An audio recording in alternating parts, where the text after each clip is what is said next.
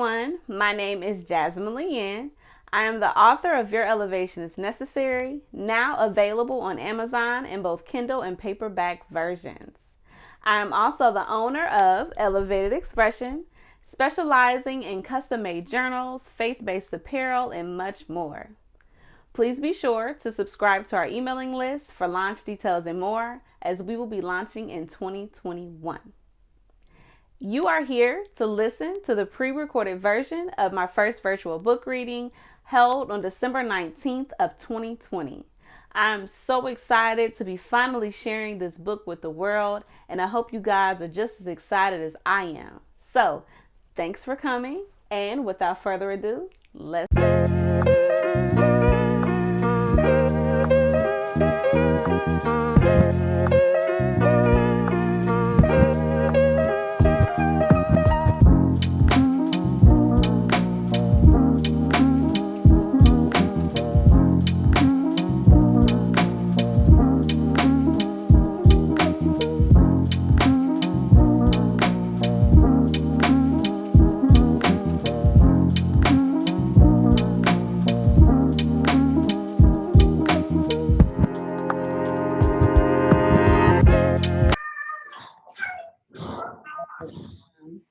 Chapter 2, Self-Reflection and Evaluation.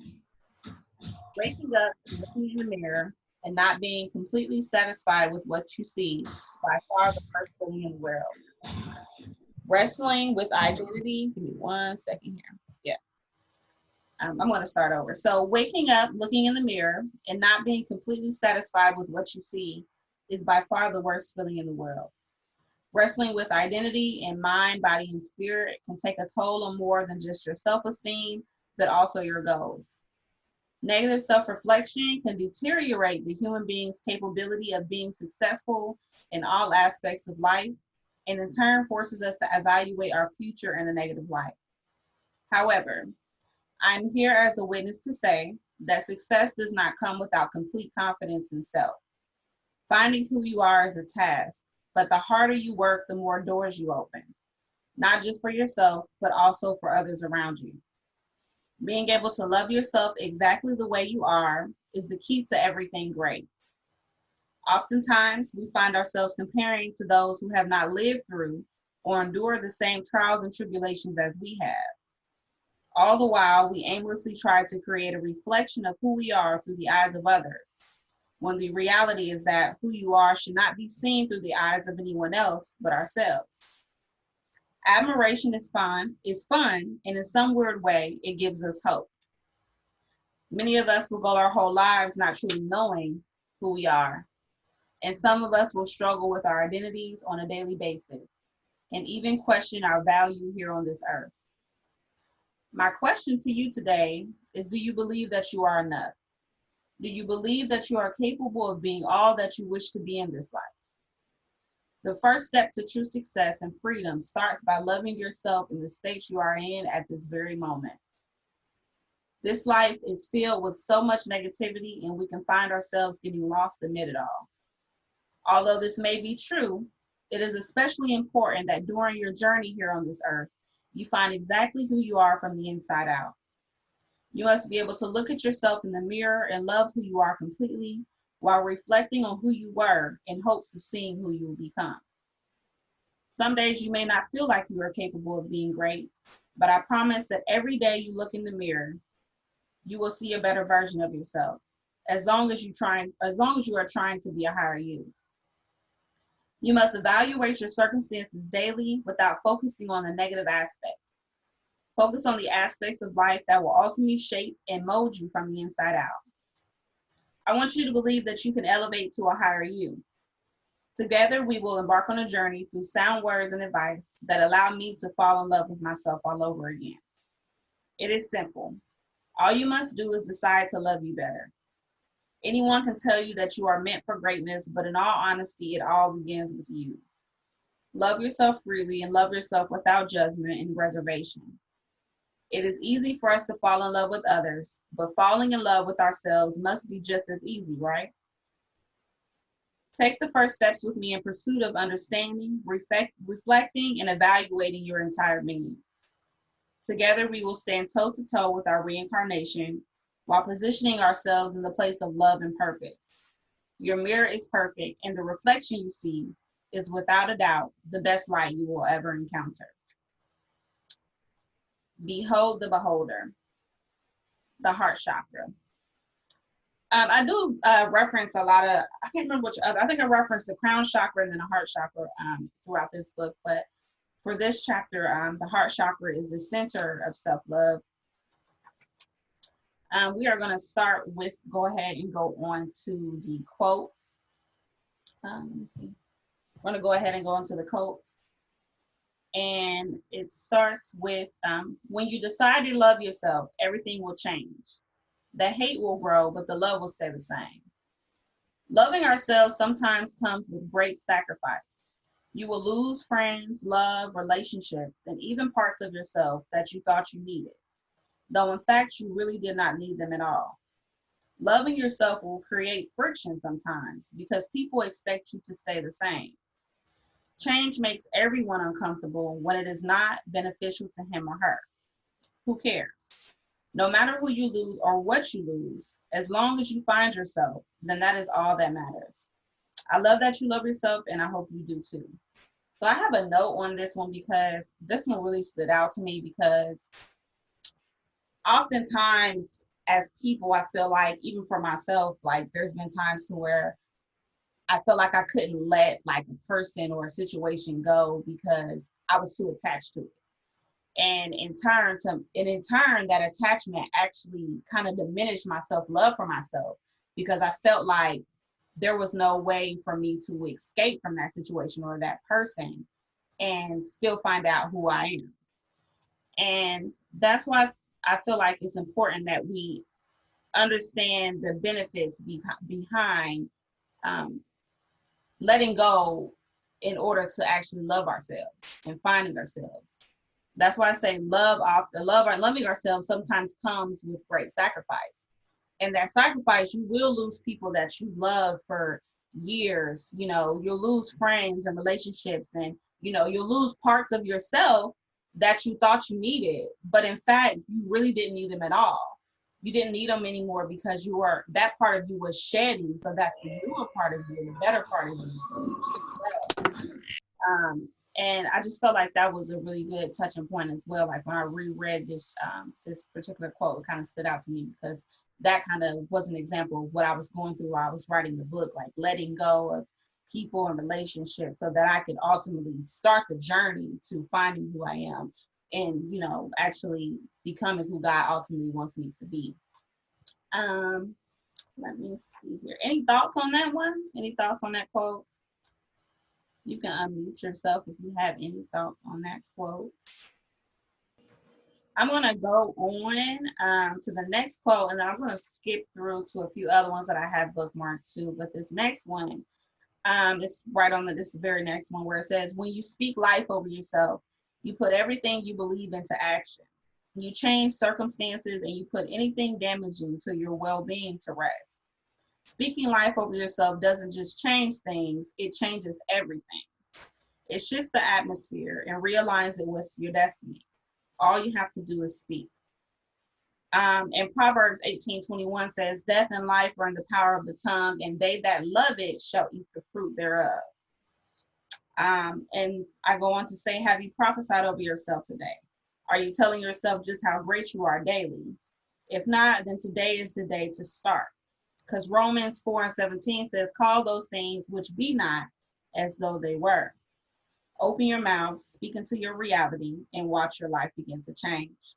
And I put these scriptures in here during that specific time because these were the most prominent ones that I felt like stood out to me, that where God was basically speaking to us and telling us that we have the ability to change our situations. We have the ability to change our circumstances. All we have to do is speak over those things and or speak those things into our life, and they will be so.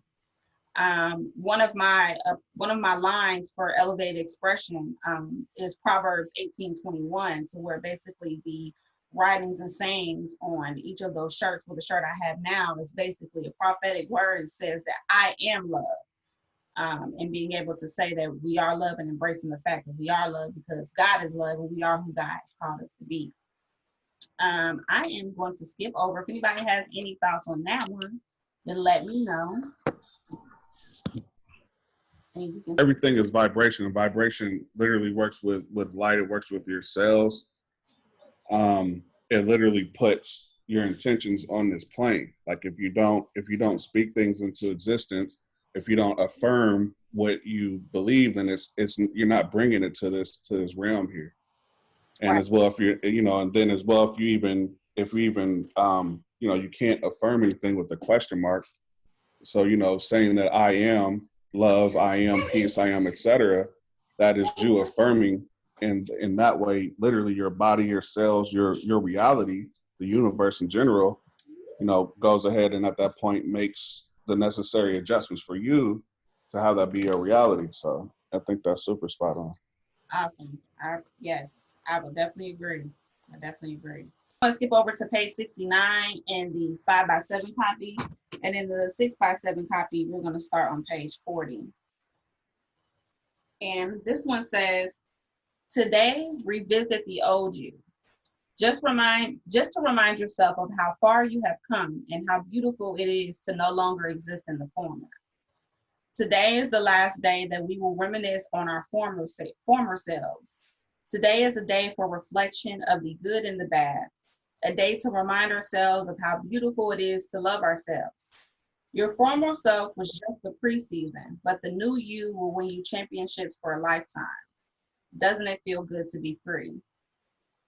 And as I read this, and as I read this earlier this weekend, I'm pretty sure when I wrote it, sometimes there's like this negative connotation that we shouldn't revisit the past. But sometimes for me, I need to be able to revisit the past so that I can see how far God has brought me or how far that I've come in life, and to say that I don't want to go back there.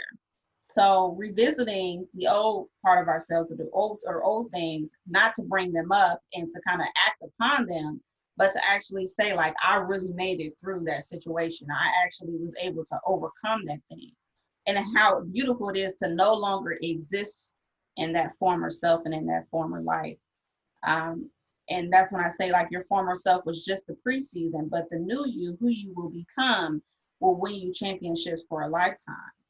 And I believe that there's freedom in becoming who we've always wanted to be. And I feel like evolving it's exactly what it is. It's evolving. It continues to change and develop over time as you grow. Like, who you are now will not be who you are in a year if you're actively working on changing who you are at this very moment. So I feel like evolvement is just a beautiful thing in itself.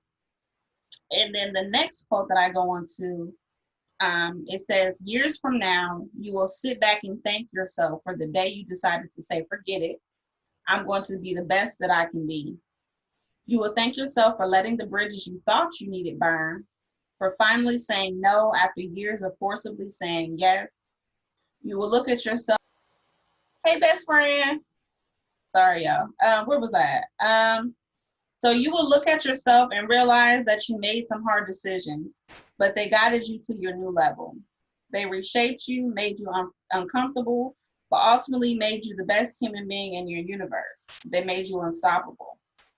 On that day, you will see that there is truly beauty in loving yourself freely, because life is about choices, and many of us are scared to make certain decisions. One decision you should never be afraid to make is the decision to love yourself.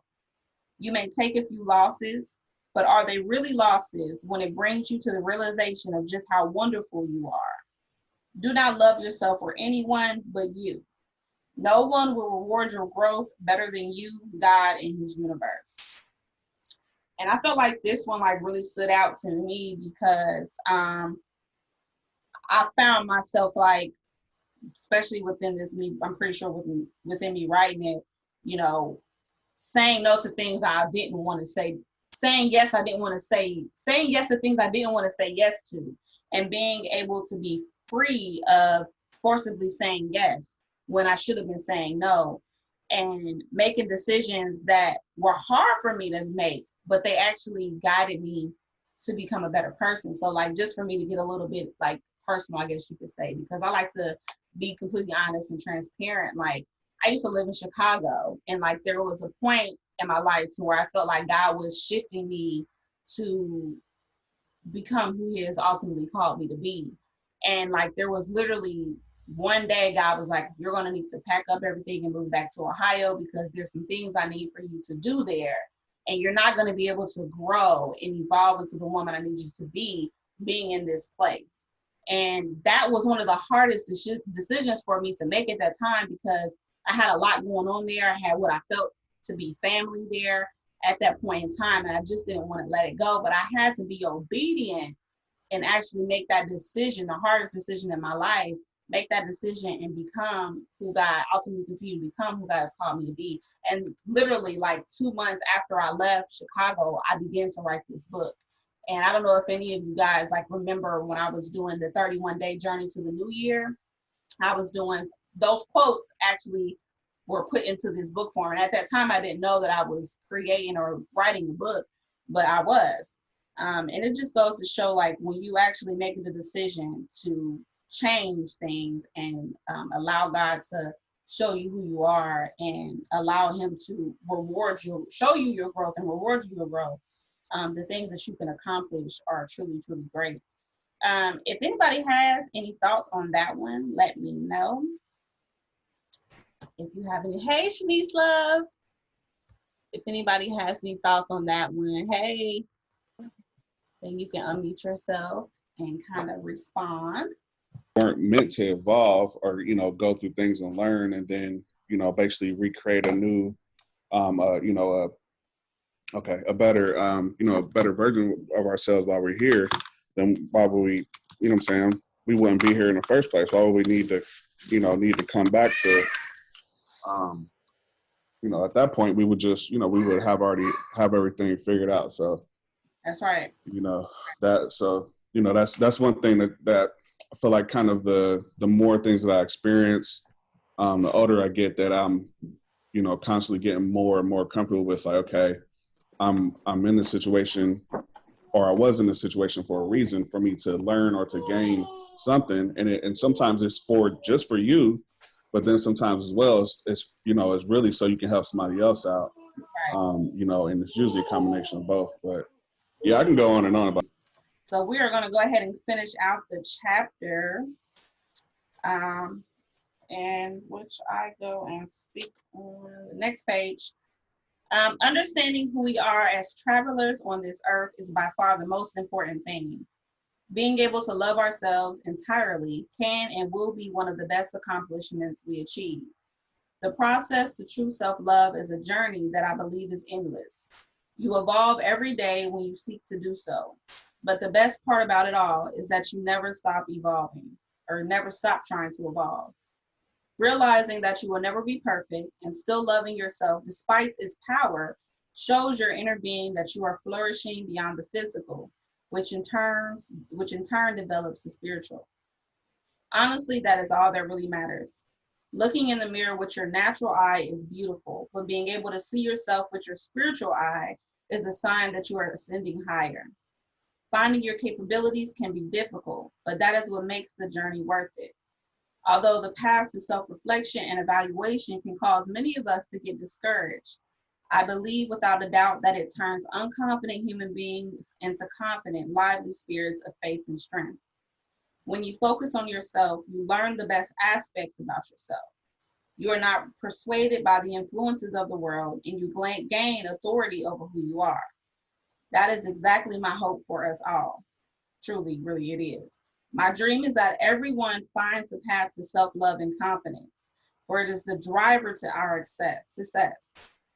I know that we all want to achieve greatness and, most importantly, happiness. All you have to do is focus on your self-reflection and self-evaluation. Only then will you find the beauty and love of yourself. I hope that during this portion of our journey, you will have taken the time to evaluate who you truly are. I hope that you have come to an understanding that there is no one quite like you. I pray that you overcome stereotypical barriers and embrace whom God and his universe has destined you to be. I trust that the universe has shown you who you are while on the pursuit to becoming the best lover of self, not out of vanity, but out of who you were destined to be. Be in love with you. I promise there is nothing quite like it. Once you come into focus with yourself, you will be ready to take on the world while rebuilding and refocusing on all the things that will make you better in the near future. Let us journey forward into the light and position ourselves in alignment with everything we want from here on out. Let us become the true builders of our future and lay down an unshakable foundation for years to come. The time for repair is now. And that is the end of chapter 2, self-reflection and evaluation. That is my favorite chapter, by far my favorite chapter. My second favorite chapter, I would say, I love them all, but my second favorite chapter is forgiveness and letting go, and rebuilding and refocusing. I love them all, like I said, so I really can't put them in any order, but this is the one that I decided to start with because it was, hey, Miss Young. This is the one that I decided to start with because it was so prominent and dominant and true to who I am right now and the things that I'm going through and the journey that I'm taking in my life right now. So, when I first decided I was going to do my first virtual book reading, I was originally going to begin in chapter 1, which is forgiveness and letting go. But it just wasn't sitting right with me. So, I, of course, sought after God, prayed to God, and asked Him, like, where do you want me to begin? What do the people need? What do I need first and foremost? And I ended up in chapter 2, which was self-reflection and self-evaluation. I feel like for many of us, 2020 was definitely a challenging year. We've either lost family members, jobs, we've battled with mental health, depression, anxiety, and so many other different things on many different levels. And I just felt like we need something to help us come back and focus with who we are, who we want to be. So why not begin in a chapter that focuses on that?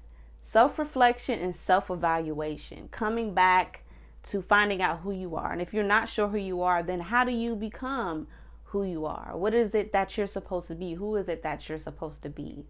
And when I decided to start in chapter 2, I just went on my own little journey. Just within that week before actually starting the book reading, I took some time to figure out, like, who is it that I am? I know who God has called me to be, but am I really, like, okay with that? Am I really in love with that person that God wants me to be? So I just went ahead and took everything that I wrote in the book and applied it to myself, being able to find who I am and being in love with who I am and embracing who I am and not wanting to become so wrapped up in what society expects us to be. You know, I feel like 2020 was the year for many of us. It was like a breaking point. We didn't know whether we were coming or whether we were going. And I just want to be able to be that person to say, like, it's okay to have to figure out who you are all over again. It's okay to not know who you are.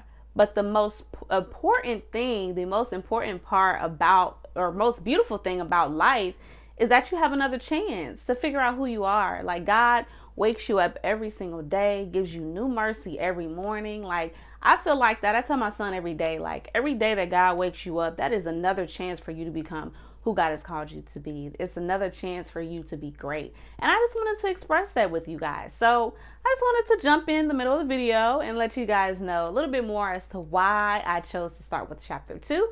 So let's go ahead and jump right back. I just want to leave the floor open to you guys to kind of give your insight on the overall book, what you all think about your elevation is necessary, how it has helped you and or helped to evolve you, or whatever may have you, just giving your insight on the book so that I can take it in as a reader and as a writer, and as someone who's ultimately positioning myself to do the work that I know that I've been called to do. So if you guys are able to unmute yourselves and kind of give me some insight, I would definitely appreciate that.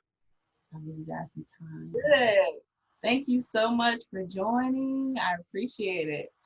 No problem. I'm still in the early part of reading your book, but something that I would say I got so far is that it's okay to like rebuild. It's okay to start over. It's okay to like recoup and get yourself back together if you notice like you're not in a place, whether it's physically, mentally, spiritually, if when you're not in a place that you don't want to be in. So it's okay to like, start from scratch and just like build and start over. So that's like something that I got from it, and I'm loving it so far. And I think that I guess we need to be reminded of that sometimes, because sometimes I think shame comes with the fact of like, starting over or going a different course or changing. Right.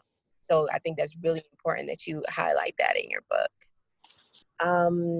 My favorite chapter, I would have to say, is I like chapter 1, but I really like the introduction because it painted like a clear picture, which I think is really important to like give the readers like background information to kind of understand. So when we're reading, it's not like we're unable to connect, with the author. So with reading that, I was like, oh wow, okay, this is deep. This is good. And I was like, and it kind of like shaped my mindset for reading the rest of the book. I'm still not finished with the book, but I really enjoyed the introduction and then chapter 1 as well. So I just want to, my question is basically, what influenced you to write a book on self-evaluation? What was at that moment when you was like, you know what, this is my turning point, this is what I want to do, and this is what I want to, advocate? Yeah, everybody always asks me this question. The first response that I give is truly, honestly, it was God. Within the situation that I was coming out of when I moved from Chicago back to Ohio, that is what ramped me up to actually writing the book. Like God was telling me, I want you to go on a 31-day journey to the new year, in which I was posting those quotes for each day until the new year of 2019, because I actually started writing the book in 2018. But really pushed me to write the book, aside from, God giving me the actual thought process and the mind and the will to do so, was when I worked at my last job, there was a minister, and I solely believe that God allowed our paths to cross. She was a minister who was there facilitating a class to me and some of the new hires. And she was just talking to us about, what she was into, how she was a minister, and how she had just self-published the book. And, I instantly began to connect with her, and, she basically was mentoring me throughout the process, let me know, what I needed to do. She was prayerful with me throughout the entire process. So I mentioned her in my book as well. Her name is Minister Tina Jackson, I believe, that I mentioned in my book. So yeah, God, and then just having that angel, that push from that facilitator and that minister that came to my job, really kind of put me on that path to I appreciate that, put me on that path to actually doing what I'm supposed to do. I'm gonna read the chat. Kelsey says, you have inspired me to forgive. I had a problem with that for years, and not only reading your book, but talking to you has helped me move past things. That was more of a statement and just some honesty, bestie. Oh, don't make me cry. Yeah, I'm such a baby. We gonna chop it up, Kelsey. Like, the love is definitely real. Like, me and Kelsey have a connection. That's my babe. Anybody else have anything you guys want to say, or any questions you guys want to ask? I don't have a question, but I just want to say that I'm definitely looking forward to the future books to come. Especially what was the one? What was it? To the single mothers, the one you've been writing for years. Yeah, a message. Yeah, I've been writing for a long time. Yeah, yes. Mothers. Like, I am truly excited to be writing that book. I started writing that book back in 2015, and actually being able to be in that position to continue to write that book, even now with a whole different kind of point of view, is amazing. So I'm excited for that book too. I'm glad you mentioned that. I'm proud of you too, Shanice. Thank you so much. Thank you so much. Me and Shanice, we go way back, y'all. Way back. We used to get in the dirt, play in the sandboxes together. I remember one time she fell in the backyard on a step, and I felt so bad because I think she had bruised her knee or her arm or something, but it was just horrible. I'm sorry for that. I don't even know what happened in the backyard, but Yeah. We got a lot of history. Anybody else have anything to say? Or any questions? Yeah, well, I guess the question, what do you have coming up here in the near future as far as like any releases, things that you're going to be doing to, support the platform, just so everybody knows kind of what to look out for. Yeah, so Elevated Expression is coming up. It's coming soon. Elevated Expression is a ministry. It's based around basically giving a space, having an avenue for people to come and freely be themselves. That's why it's called Elevated Expression, while also growing and knowing who we are as people, men and women of God as well. It's a brand, it's a company, it's a business, it's a business also, in which I have journals that I've crafted by hand. Somebody else is printing them, but I created the interior and the exterior of the journals, the t-shirt lines, and a few other things that are going to be coming. The Elevated Expression is what's next to come in 2021, hopefully in January, but I've really just been patient, and just waiting to really honestly keep my ear open to what God is telling me to do, and really truly honestly be obedient and not step outside of that. Aside from Elevated Expression, I'm working on a message to single mothers. I hope to have that out in 2021. To step into your calling and to do so, fearlessly, especially, just like you mentioned, you are a single mom. It's just an inspiration to a lot of people, and it's on time. I appreciate you guys for coming and spending so much time with me today. I am truly looking forward to doing another book reading in January of 2021. And then other things aside from book readings as well, just open discussions about different topics. So thank you guys for coming. I hope you guys have a Merry Christmas and a Happy New Year. If you're not done with your shopping, go get it done. Don't wait till Wednesday. But I wish you guys a Merry Christmas and a Happy New Year, and have a great rest of your weekend. Bye, guys. Thank you. Bye. Bye. Bye. Bye. Hey y'all, it's me again. Thank you guys so much for watching my very first virtual book reading. I hope that you received everything and more that you needed to receive out of it, and I'm so excited to be having more virtual book readings here in the near future.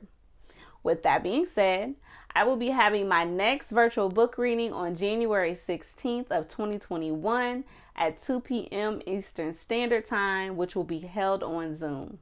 If you are not able to attend that book reading, then there is no worries. I will be sure to post the recording on my YouTube channel for you guys to watch at a later date. Again, I just want to thank you guys for all your love, support, encouragement, and prayers. It truly means the world to me. I hope you guys have a peaceful and prosperous 2021, and I'm looking for nothing but great things for you guys in your future. Again, my name is Jasmine Leeann, and thank you guys so much for watching. Bye.